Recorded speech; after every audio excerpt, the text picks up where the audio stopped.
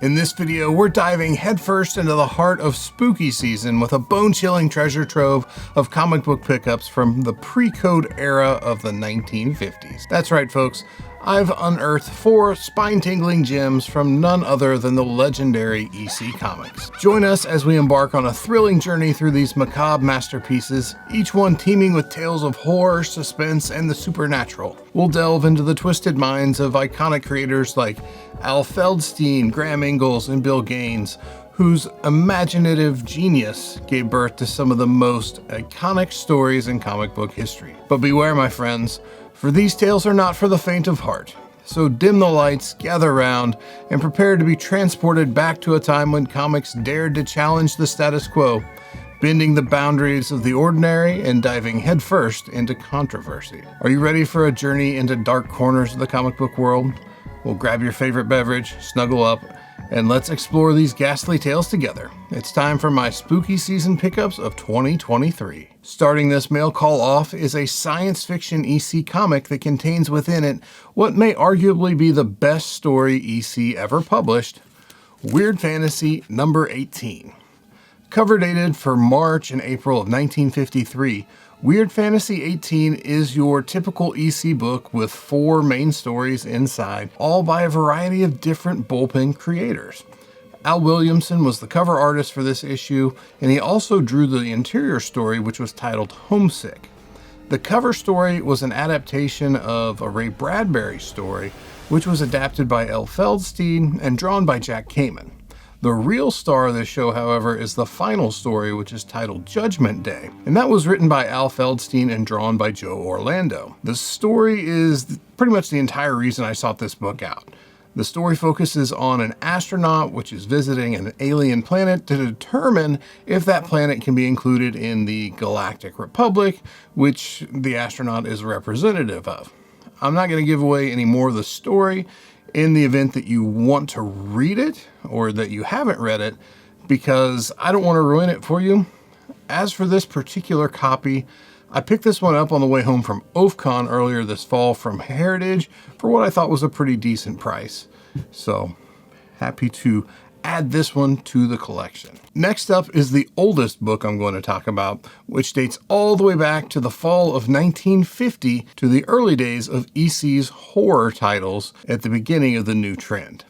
Vault of Horror 15 is just the 4th issue of Vault of Horror, and it's actually the first EC Comics issue to feature the headshot of the horror host on the cover. You can see the Vault Keeper right here.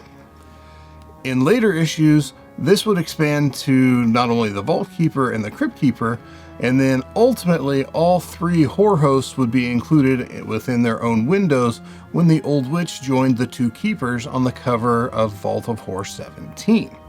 Vault of Horror 15 is cover dated for October or November 1950, making it 73 years old as of the recording of this video. Johnny Craig handled the cover art duties as well as scripting and drawing the story Horror House inside. Additional creative credits for this issue go to Bill Gaines, Al Feldstein, Jack Kamen, and Graham Ingalls. This CGC 3.0 copy was another Heritage pickup, and it filled a small gap I had in my early Vault of Horror run. Moving on to the next book, we have a CGC 4.5 copy of Tales from the Crypt number 35. But this isn't just any copy of Tales from the Crypt 35. This book is noted as being from the collection of Kevin Michael McFadden. And while this name may not mean anything to you, he was actually a fairly notable figure in the hobby, especially here in the Midwest. From his early involvement with local conventions in the St. Louis area, his membership in the St. Louis comic collecting group Saga, as well as publishing his own fanzine, Michael McFadden was fairly widely known in my general area.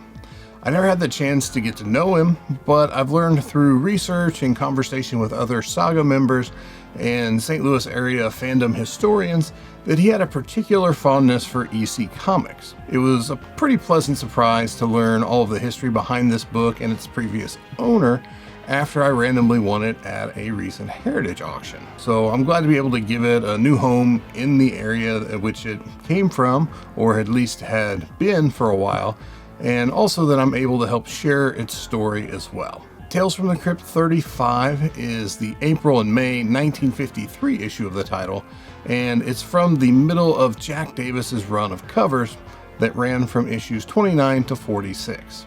The creative teams for the issue's stories include many of the usual suspects, most of which are household names to EC Comics fans. You got Bill Gaines again, Al Feldstein, Marie Severin, Joe Orlando, Jack Kamen, Graham Ingalls. Tales from the Crypt 35 is the second to last issue of the title I need to complete the run. So now I'm just down to the preceding issue, number 34, to complete my Tales from the Crypt run. So if you have an undercopy for sale or know of anybody looking to move a copy for a reasonable price, because the 2 copies on eBay have those 2020 prices posted for the buy it now, let me know. Our final book for this mail call is a big one, and honestly it's the book I've been sitting on the longest, and that is Tales of Terror Annual number 3, the 1953 Terror Annual. EC annuals are really just a different kind of beast. If you're not familiar with them, they're actually a really clever way that the publisher was able to move unsold issues. What they would do is they'd take 4 unsold comics from their warehouse from the previous year or whatever backstock they had. They'd remove the original covers and they'd bind the 4 issues together under a new cover using the Tales of Terror title. 3 volumes of Tales of Terror were issued. The first came in 1951, and that Tales of Terror Annual 1 is one of the most highly sought after EC Comics there is. Tales of Terror Annual number 2 was released in 1952, and this issue followed later in 1953. Unfortunately, by the time came where a 1954 Tales of Terror Annual would have been assembled, the Comics Code Authority had driven a stake through the heart of EC's new trend line of comics. One of the most interesting parts of owning one of these annuals is determining which individual issues make up the annual. Unfortunately for me, CGC's notations on this particular label aren't the best, so I've gone through and deciphered their note to determine that this copy includes Haunt of Fear 13, Tales from the Crypt 32, Crime Suspense Stories 14, and Vault of Horror number 21.